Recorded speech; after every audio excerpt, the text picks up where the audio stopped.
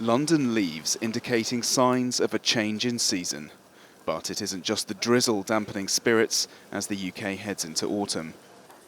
With around 34,000 new COVID infections a day and 1,000 deaths in the past month, the British government's message is clear as it sets out its plans for what's anticipated to be a tough winter for the health service.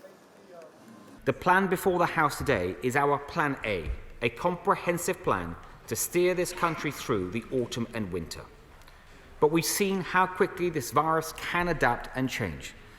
With children now back in classrooms for the new school year and the delights of summer al fresco dining already fading, variants of the virus, Delta or otherwise, will continue spreading. But with new data showing the vaccine's solid success at preventing death and severe illness, jabs are at the centre of Westminster's rollback of emergency restrictions and their optimism that further lockdowns can be avoided. Within days, people over 50, younger, vulnerable people and health workers will be offered a third shot if 6 months have passed since their second, and 12 to 15-year-olds will be offered a single Pfizer jab to minimise disruption to education more than due to concerns for their health.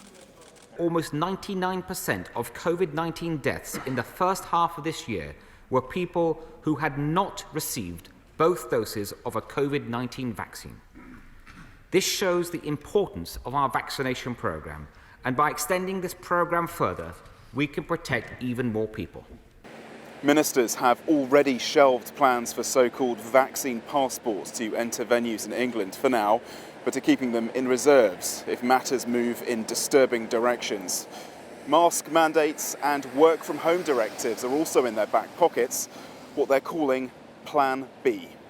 If all those control measures are being put in place, maybe we will have a little more control onto the pandemic itself, which will help the NHS to cope with other infectious diseases as those move along. However, it is not guaranteed how much scale we will have because we have relatively little time. So this means vaccines alone cannot be a real bet for reducing the impact of the pandemic. We need to consider other measures to reduce the transmission. And one best measure we can reintroduce is really the masks. As the nights draw in, COVID-19 will be harder to hide from. Leaders are banking on science and continued public support to mitigate this still very dangerous disease.